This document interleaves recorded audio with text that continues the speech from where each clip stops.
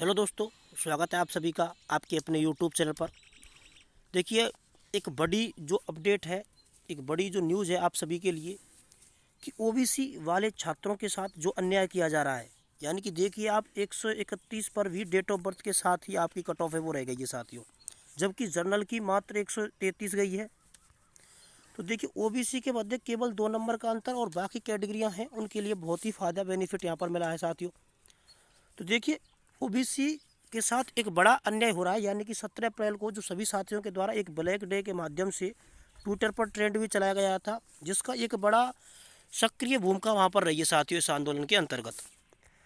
देखिए, इसको लेकर अब बड़े बड़े जो मीडिया वाले हैं वो भी इस पर आवाज़ उठा रहे हैं। हमारे साथ उपेंद्र यादव जी बहुत अच्छी आवाज़ उन्होंने उठाई है। उन्होंने कह दिया है कि जो ओबीसी वाले कैंडिडेटों के साथ जो अन्याय हो रहा है उस पर एक बड़ा आंदोलन किया जाएगा। उसकी तारीख भी फिक्स कर चुके हैं 5 मई को साथियों। तो देखिए, सभी जितने भी ओबीसी वाले साथी हैं वो उनका सहयोग करें।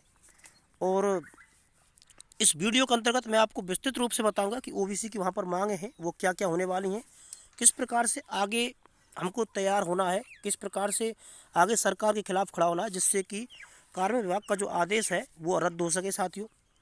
आगे इस वीडियो के अंतर्गत हम बात करने वाले हैं कि रीट में जो ईडी की एंट्री है वो हो चुकी है साथियों।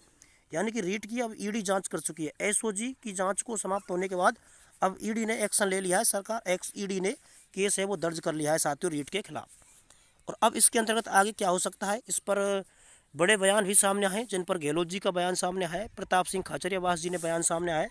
तो उन सभी पर हम बारी बारी से आज बात करने वाले हैं। ठीक है साथियों, अब आगे एक अंतिम जो पॉइंट है वो जोनिंग पर लग सकती है रोक। इस विषय पर एक बड़ा मुद्दा सामने आ रहा है। क्या जोनिंग पर रोक लग सकती है या फिर जोनिंग है वो आपकी मई तक संभावित है कि मई तक आपकी जोनिंग है वो हो जाएगी साथियों। तो इस विषय पर हम यहाँ पर बात करने वाले हैं इस वीडियो के अंतर्गत। आप सभी साथी इसे अधिक से अधिक शेयर करें, लाइक करें और सब्सक्राइब जरूर कर लें चैनल को। यदि आप सभी चैनल को सब्सक्राइब ज़रूर करें, जिससे कि आपके पास हमारे अगली वीडियो का जो नोटिफिकेशन है वो पहुँचता रहे साथियों। तो चलते हैं वीडियो की तरफ। सबसे पहले हम बात कर लेते हैं ओबीसी ब्लैक डे, यानी कि ओबीसी के साथ अन्याय है वो क्यों हो रहा है साथियों, और हमारी मांग है वो क्या क्या है। देखिए साथियों, उपेंद्र यादव जी द्वारा ट्वीट कर दिया गया। यानी कि ये केवल एक ही बात नहीं है कि रीट भर्ती के जो ओबीसी कैंडिडेट उन्हीं के लिए हो, ये सभी भर्तियों के जितनी भी भर्तियां हो रही हैं जिसके अंतर्गत भी ओबीसी के कैंडिडेट हैं उन सभी के साथ एक धोखा किया जा रहा है साथियों। देखिए, कार्मिक विभाग द्वारा यानी कि 17/4/18 के परिपत्र द्वारा एक्समैन के लिए हॉरिजॉन्टल आरक्षण लागू करने से ओबीसी सामान्य के स्टूडेंट के साथ अन्याय हो रहा है। यानी कि एक्समैन है वो ओबीसी की जितनी सीट आती है उनके अंतर्गत से ही एक्समैन को सीटें दी जा रही हैं साथियों। तो इससे ओबीसी की जो सीटें हैं उनके अंतर्गत बहुत ही कमी हो रही है और ओबीसी के जो नए छात्र हैं वो वहाँ पर नहीं लग पा रहे हैं साथियों। देखिए, इसे रद्द करने की लेकर और पुरानी व्यवस्था को बहाल करें जो पहले थे, ओबीसी के लिए 21% कोटा वो मिल सके साथियों। जिससे पुलिस, पटवार, ग्राम सेवक भर्ती में ओबीसी को पूरा 21% कोटा मिले साथियों। तो जितने भी भाई हैं, चाहे वो पुलिस वाला हो, पटवार वाला हो, ग्राम सेवक वाला हो या किसी अन्य भर्ती वाला हो, ओबीसी का जो छात्र है वो इस बात को ध्यान रखे कि 5 मई को एक बड़ा आंदोलन किया जाएगा साथियों। तो आप सभी साथियों को जयपुर के अंतर्गत पहुँचना है। आप सभी साथियों को जयपुर के अंदर देखिए 21% कोटा है ओबीसी के लिए, लेकिन वर्तमान के अंतर्गत केवल 11 से 12% कोटा ही ओबीसी के छात्रों के लिए मिल रहा है। बाकी जितनी भी सीट हैं उनको एक्समैन वहाँ पर ले जा रहे हैं साथियों।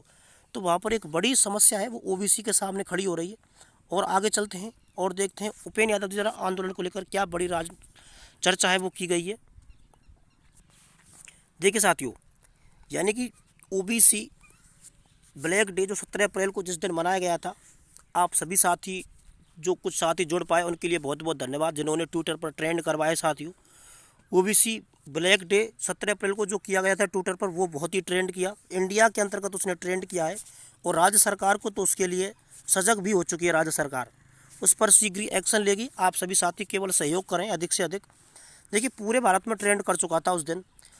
अब तो संज्ञान ले राज्य सरकार, अन्यथा 5 मई को होगा बड़ा आंदोलन साथियों। देखिए, एक बड़ी अपडेट है आप सभी के लिए कि 5 मई को एक बड़ा आंदोलन की तैयारी की जा रही है साथियों, जिसमें सभी ओबीसी के कैंडिडेट जितने भी हैं, चाहे वो कोई किसी भी भर्ती की तैयारी कर रहा हो, उन सभी को उसके अंतर्गत साथ देना है। सभी को जयपुर पहुंचना है साथियों। और आप सभी को उपेंद्र यादव जी के द्वारा लाइव में आकर के उस पर पूरी जो चर्चा है वो की जाएगी। आप सभी को बता दिया जाएगा कि कहाँ पर आपको आना है, किस प्रकार से वहाँ पर क्या क्या तैयारियाँ करनी है।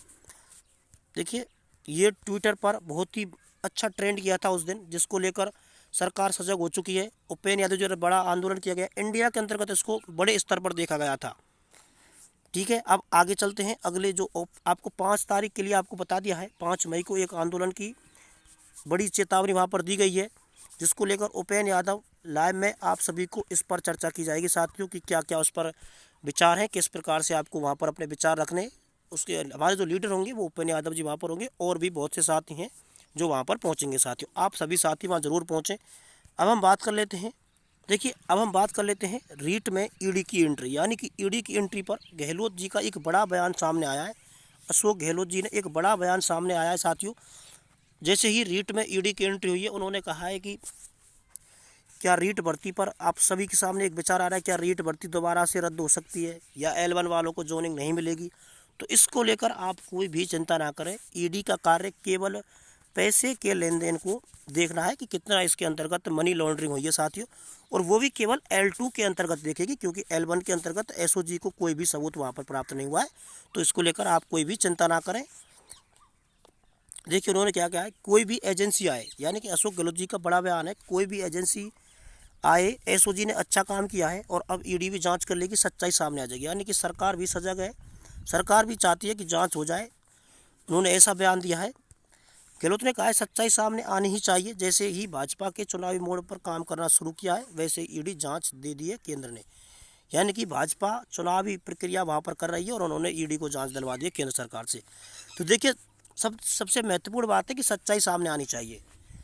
हमें कोई मतलब नहीं है कोई भी एजेंसी जांच करे, उससे कोई फ़र्क नहीं पड़ रहा है, केवल सच्चाई सामने आनी चाहिए, ताकि आगामी जो भर्ती हैं उनके अंतर्गत बिल्कुल निष्पक्षता से वहाँ पर कोई भी समस्या वहाँ पर ना आए साथियों। अब जोनिंग को लेकर बात, तो जोनिंग की बात तो ऐसी है कि जोनिंग L1 की जोनिंग है वो 1 से 1.5 महीने के अंतर्गत हो जाएगी साथियों। उसको लेकर आपको कोई भी टेंशन नहीं लेनी है। ये भर्ती बिल्कुल कंप्लीट हो चुकी है और आगामी भर्ती है उसके आवेदन किए जा रहे हैं। जिन साथियों का सिलेक्शन नहीं हुआ है वो आगामी भर्ती में आवेदन कर दें। कल से ही आवेदन उनके चालू हो चुके हैं और आगामी 18 तारीख तक ही आवेदन होने हैं साथियों। तो सभी आवेदन कर दें और अपनी तैयारी में लग जाएं। बहुत बहुत धन्यवाद आप सभी का। और अधिक जानकारी के लिए इसी प्रकार OBC आरक्षण को लेकर और अधिक जानकारी आपको दी जाएगी साथियों। इसलिए आप सभी साथी यूट्यूब चैनल को सब्सक्राइब कर लें और बेल आइकन को प्रेस जरूर कर लें, जिससे कि आपके पास हमारा नोटिफिकेशन है वो पहुंचता रहे साथियों। धन्यवाद।